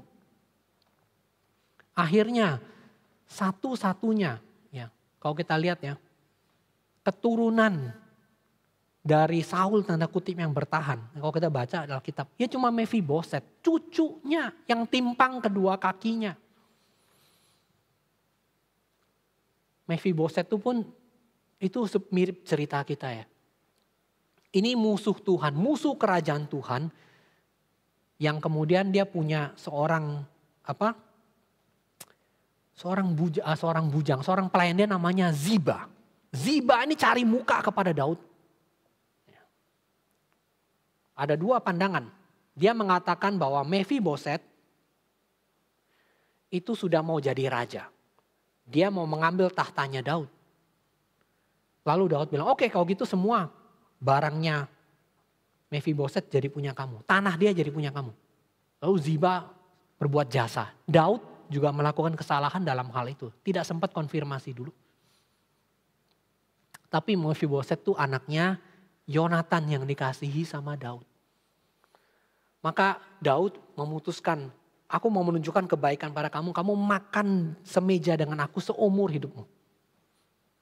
Mephiboset, kakinya timpang, dia tidak bisa bela diri sama sekali. Dia difitnah, dia gak bisa bela diri. Ada beberapa orang difitnah tidak bisa membela diri sama sekali. Dia tidak punya posisi itu untuk mempertahankan dirinya, gak bisa. Maka Mephiboset waktu menyambut Daud, setelah dia menang, ya bukan menang ya, Absalom mati terbunuh. Mephiboset dalam 1 Samuel, ya di dalam 2 Samuel ya, di dalam pasal yang ke-19, ya waktu Absalom kalah, lalu kemudian Mephiboset menyambut dia, sudah bersedih dengan apa? Daud akhirnya tidak bisa lagi menarik keputusannya. Dia bilang, sudah tanahmu diberikan kepada Ziba. Akhirnya saya putuskan bagi 2. Daud membuat kesalahan dalam hal itu. Tapi Mephiboset, dia bilang, sudahlah aku gak apa-apa. Yang penting Daud, raja sudah pulang dengan selamat. Harta benda bagiku gak penting. Mephiboset. Saya kalau melihat Mephiboset ini mirip seperti Yonatan, papanya. Sedikit. Yonatan, kepahlawanan dia dalam 1 Samuel pasal ke-14. Waktu Saul papanya tidak taat, Yonatan menjadi pahlawan. Waktu Daud akhirnya mengalahkan Goliat dalam 1 Samuel pasal 17. 2 orang ini punya jiwa pahlawan yang sama. Yonatan anak Saul naik ke atas mengalahkan orang Filistin. Sedangkan Daud mengalahkan Goliat. Yonatan cuma berdua dengan bujang, dia mendaki ke atas loh, bukan dia yang turun ke bawah. Mengalahkan pasukan Filistin. Daud dengan sebutir batu mengalahkan Goliat. 2 orang ini punya jiwa pahlawan yang sama. Tapi Yonatan itu persis mirip sekali seperti Yohanes Pembaptis. Yohanes Pembaptis tahu saya boleh baptiskan banyak orang, saya boleh bawa orang bertobat kepada Tuhan, tetapi saya bukan Tuhan. Kemuliaan itu gak boleh kepada saya. Saya cuma membawa kepada mempelai perempuan, kepada mempelai pria. Sesudah itu saya mau gak ada pun gak apa-apa. Itu Yohanes Pembaptis. Yonatan mirip. Dia bikin perjanjian dengan Daud, tolong ingat aku. Nanti kalau kamu jadi raja, aku tahu bahwa tahta itu gak akan turun kepada saya. Itu akan kepada kamu. Ya sudah. Tapi ingatlah, dia kasih ikat pinggangnya, dia kasih semua kepada Daud. Dan dia mengatakan, sudah, ingat baik-baik. Setelah itu tidak pernah ketemu lagi mereka. Sampai Daud dapat kabar bahwa Yonatan mati. Persis seperti Yohanes Pembaptis. Itu kalau pengen dibilang legacy ya, meskipun juga aneh. Dari mana Yonatan bisa punya hati yang sama sekali beda dengan bapaknya. Bapak Ibu kalau kita punya anak lebih cinta Tuhan daripada kita. Oh kita mesti bersyukur sama Tuhan. Yonatan mencintai Tuhan. Bahkan dia belain bapaknya, ikut perang sampai mati sama bapaknya. Dia tahu, bukan dia bakal jadi raja. Dia setia. Kayak Yohanes Pembaptis, setia. Sampai mati dipenggal. Gak apa-apa murid saya ikut Tuhan, gak apa-apa saya ini. Yang penting saya serahkan semua kepada Tuhan. Saul, bapaknya, lebih mirip Herodes Bapak Ibu.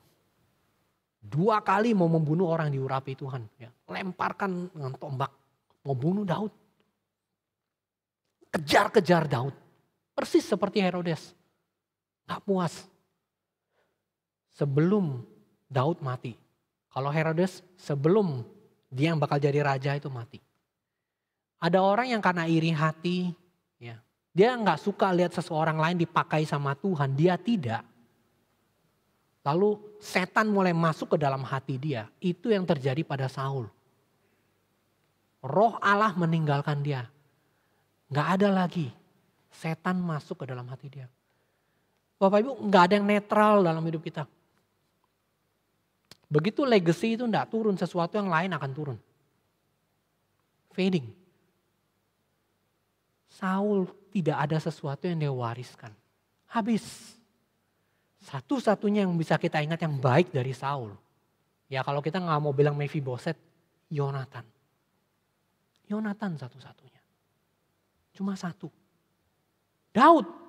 Memang di bawah dia nanti kerajaan itu ada raja-raja yang baik, ada raja-raja yang jahat. Tetapi dia terus turun tahtanya, tidak pernah turun, tidak pernah berhenti. Sampai kembali dari pembuangan yang memang sudah tidak ada kerajaan lagi. Tapi sampai Tuhan Yesus Kristus dan kekal sampai selama-lamanya. Bapak Ibu, inilah yang terjadi dengan Daud. Bapak Ibu. Maka setelah kita melihat kisah-kisah semacam ini, Abraham, Lot, Saul, Daud. Kita lihat ada 2 hal di sini. Apa yang Tuhan kerjakan dalam hidup kita? Pekerjaan Tuhan. Bapak Ibu, Tuhan bekerja dalam hidup kita, entah kita menginginkannya ataupun tidak. Ada orang yang dipakai sama Tuhan, dia tidak sadar. Itu namanya Yudas, namanya Nebukadnezar. Namanya Saul, dipakai sama Tuhan. Tapi ada yang dipakai sama Tuhan dan dia sadar dan dengan rela dia mau mengerjakan pekerjaan itu. Meskipun susah. Ya. Yohanes Pembaptis tahu. Yonatan tahu. Daud tahu, lakukan. Abraham tahu, meskipun dia sempat gagal mengambil Hagar, dia lakukan. Ada orang-orang yang tahu Tuhan bekerja dalam diri dia, maka dia mau lakukan. Dan di bawah payung itu, apa yang kita kerjakan? Kalau di bawah payung besarnya segala sesuatu Tuhan mengerjakan. Cuma ada orang yang sadar, ada yang enggak. Yang sadar lakukan dengan sukacita apa yang dia ingin. Dia harus turunkan kepada generasi berikut. Yang satu enggak. Tetapi ada satu lagi yang kita kerjakan dalam hidup kita. Bapak Ibu yang kita kerjakan dalam hidup kita ya. Ya kalau mau dinilai sih cuma 2 sih. Yang bernilai dan yang sampah. Yang bernilai itu ada unsur kemuliaan Tuhannya, bukan untuk kepentingan diri sendiri. Yang kita wariskan pada generasi berikut. Sehingga waktu kita tidak ada, orang ingat. Bukan ingat yang jelek, ingat sesuatu yang baik. Yang pernah kita lakukan. Bapak Ibu, di sebuah kuburan, tulis ya. Itu ada satu anekdot. Di sini terbaring si X. Ditulis 2 kalimat, 3 kalimat. Seumur hidupnya dia tidak pernah melakukan apa yang baik. Kalimat kedua. Seumur hidupnya dia tidak pernah melakukan apa yang jahat. Kalimat ketiga. Intinya seumur hidupnya dia tidak melakukan apa-apa. Kita nggak tahu nanti kalau kita meninggal, Tuhan ingat kita apa? Oh dia gak pernah lakukan hal yang jahat sih. Tapi yang baik juga enggak. Intinya dia gak pernah melakukan apa-apa. Untuk hal yang bernilai kekal gak ada satupun yang dia kerjakan. Gak ada. Gak ada. Tapi ada orang yang mungkin tidak punya segala sesuatu yang terlalu baik. Diingat. Ada seorang hamba Tuhan dalam gerakan kita. sakit keras, meninggal. Dan ada jemaat yang pernah mendengar khotbah hamba Tuhan. Tapi jemaat ini baru mendengarnya setelah hamba Tuhan ini meninggal. Rekamannya saja. Bukan ketemu langsung. Dan jemaat ini bilang, terima kasih, saya berterima kasih. Bisa mendengar khotbah dia meskipun saya tidak pernah bertemu dengan dia secara langsung. Rekaman dia menjadi berkat buat saya, menguatkan saya. Saya gak pernah ketemu dia langsung. Itu namanya legacy. Bapak Ibu.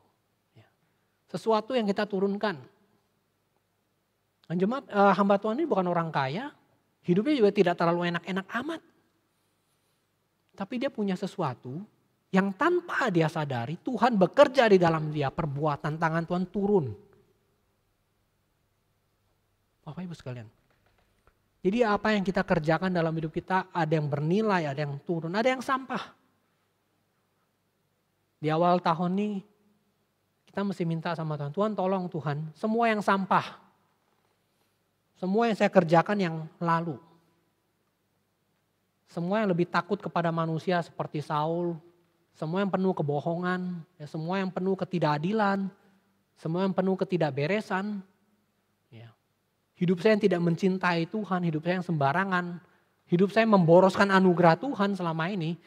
Itu saya mesti minta baik-baik, Tuhan tolong Tuhan biar saya berhenti. Sekarang masih ada kesempatan, ini saya nggak tahu tahun ini Tuhan kasih saya waktu berapa lama.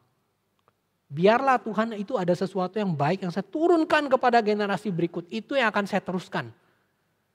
Saya tidak ingin saya diingat sebagai orang yang menurunkan sesuatu yang jelek. Saul sejahat-jahatnya dia, puji Tuhan, Tuhan kasih dia Yonatan. Masih ada sesuatu minimal yang bisa diingat.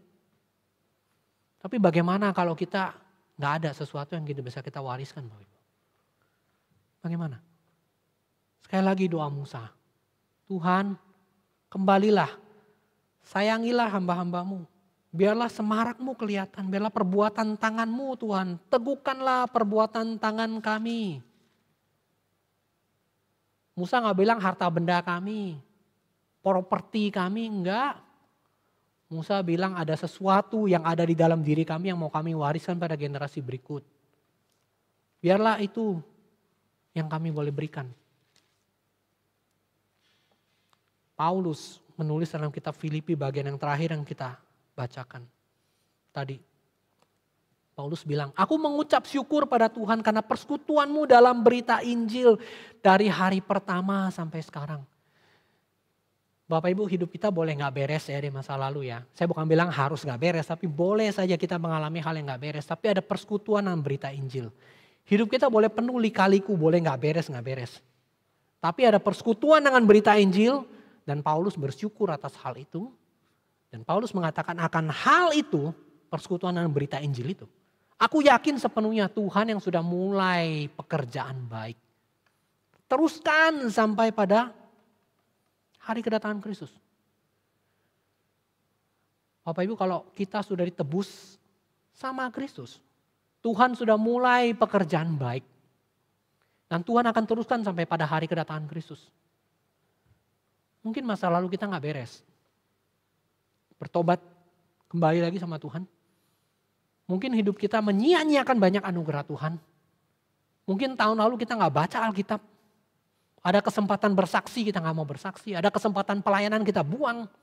Uang kita boroskan, waktu kita habiskan. Dosa kita lakukan. Gak ada takut Tuhan sama sekali. Tapi sekarang, akan hal ini, aku yakin sepenuhnya. Kalau Tuhan sudah mulai pekerjaan baik, dia akan teruskan. Tapi sekali lagi, ingat peringatan Paulus.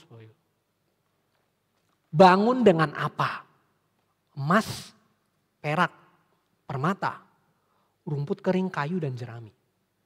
Yang bertahan, yang teguh pekerjaan tangannya sampai pada hari kedatangan Tuhan.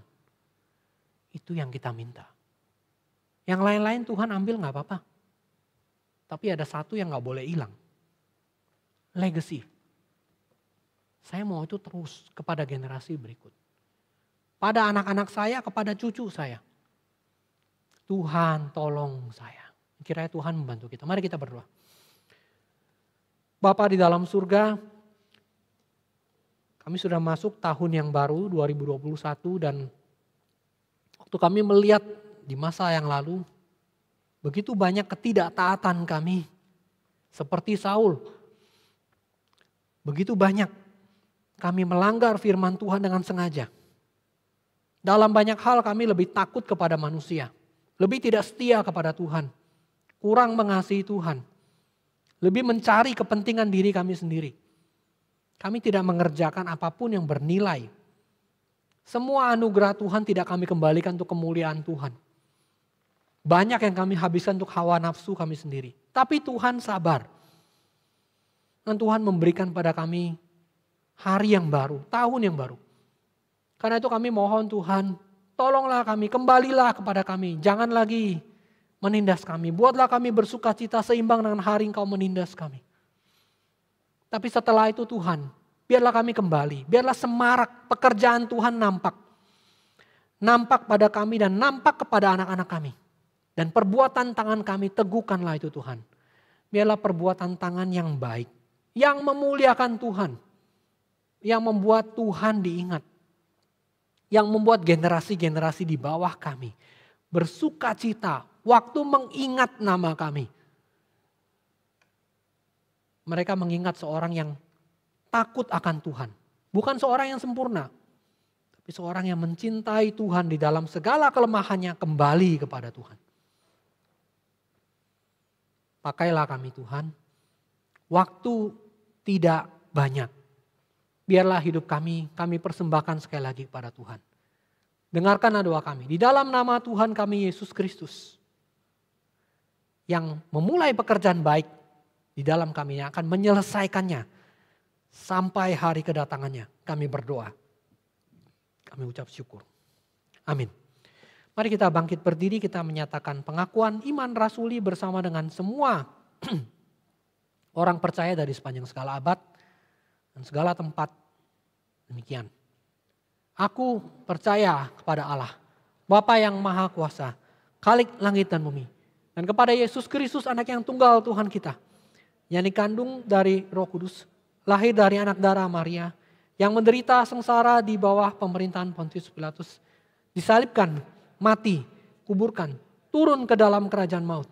Pada hari yang ketiga, bangkit pula dari antara orang mati, naik ke surga, duduk sebelah kanan Allah, Bapa yang Maha Kuasa. Dan dari sana ia akan datang untuk menghakimi orang yang hidup dan yang mati. Aku percaya kepada Roh Kudus, gereja yang kudus dan am, persekutuan orang kudus, pengampunan dosa, kebangkitan tubuh, dan hidup yang kekal. Amin. Silakan duduk Bapak Ibu sekalian, kita akan menyanyi lagu yang keempat, Kristus hidup, dan kita akan memberikan persembahan kita. Bapak Ibu, kita akan menyanyi lagu ini ketiga baitnya, dan saya akan memberikan kesempatan juga bagi Bapak Ibu untuk mempersiapkan yang ingin memberikan persembahan dengan QR code ataupun ingin transfer, Bapak Ibu dapat berikan. Mari kita nyanyi lagu ini, Kristus hidup.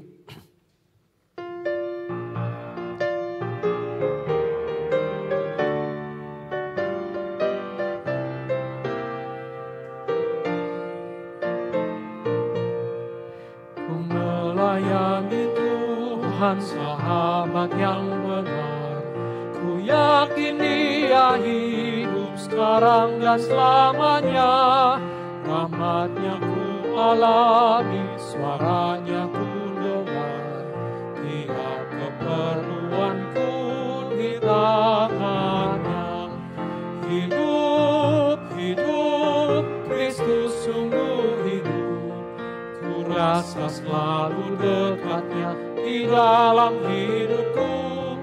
Hidup, hidup, ku diselamatkannya.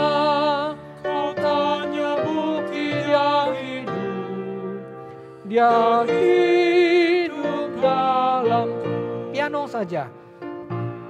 Mari kita memberikan persembahan kita.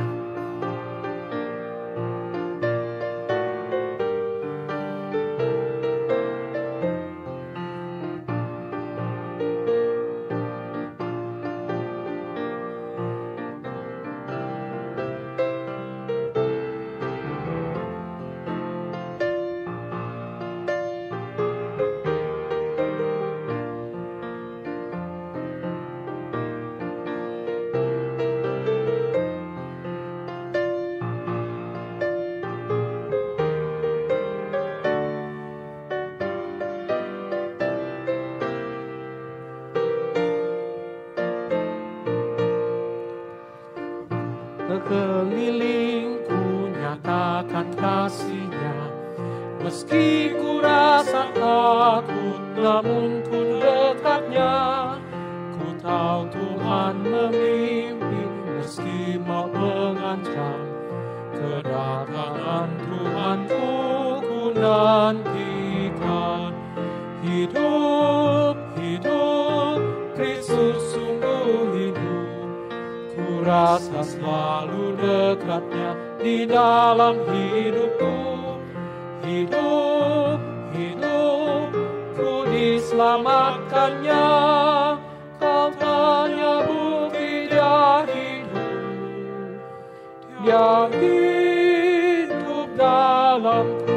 Ketiga, Puji-puji hai Kristen, nyaringkan suaranya. Pujilah haleluya, Kristuslah Rajamu. Yesus jadi harapan, penolong yang setia. Tak ada yang setara dengan Dia. Hidup, hidup, Kristus sungguh hidup.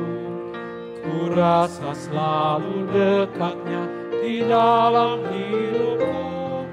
Hidup, hidup, ku diselamatkannya. Kau tanya bukti dia hidup. Dia hidup dalam. bait ketiga. Puji-puji hai Kristen, nyaringkan suaranya. Pujilah haleluya, Kristuslah Rajamu. Yesus jadi harapan, penolong yang setia. Tak ada yang setara dengan Dia. Bangkit berdiri. Hidup, hidup, Kristus sungguh hidup. Ku rasa selalu dekatnya di dalam hidupku. Hidup, hidup, ku diselamatkannya. Kau tanya bukti dia hidup. Dia hidup dalamku. Mari kita berdoa. Bapa dalam surga, kami bersyukur Tuhan memberikan kepada kami kesempatan untuk berbagian dalam pekerjaan Tuhan dengan persembahan. Apa yang kami miliki berasal dari Tuhan, dan apa yang kami miliki hanya sebagian saja yang kami kembalikan. Itu merupakan anugerah Tuhan, kami boleh berbagian di dalam pekerjaan-Mu. Kiranya Tuhan pakai persembahan kami, dan kiranya Tuhan menolong kami untuk lebih bergantung kepada Tuhan. Lebih daripada mengandalkan harta benda dan kekayaan kami. Dan Tuhan tolong kami sekali lagi belajar mempersembahkan hidup kami bagi Tuhan. Berkenanlah dan terimalah dan pakailah bagi pekerjaan Tuhan. Di dalam nama Tuhan Yesus kami berdoa. Amin. Kita tetap berdiri, kita kembalikan kemuliaan kepada Tuhan dengan menyanyi doksologi dan kita memohon berkat dari Tuhan.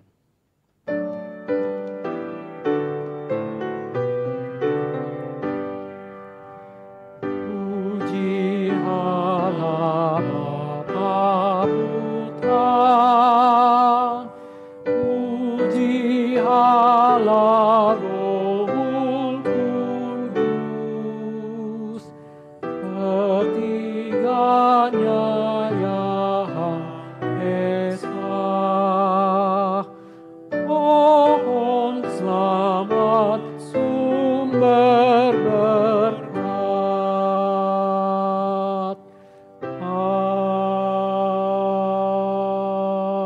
Amin.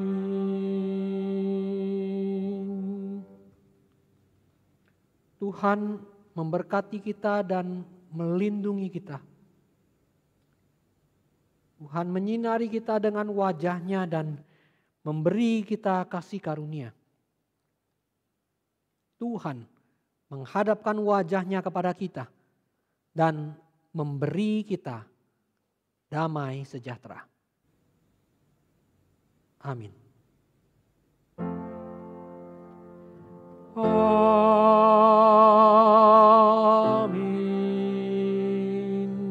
Amin. Amin.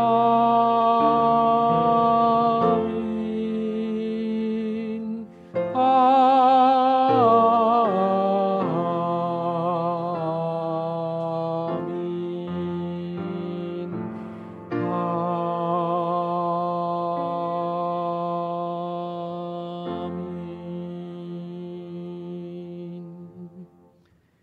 Silakan duduk, doa teduh, ibadah kita selesai. Tuhan memberkati kita sekalian.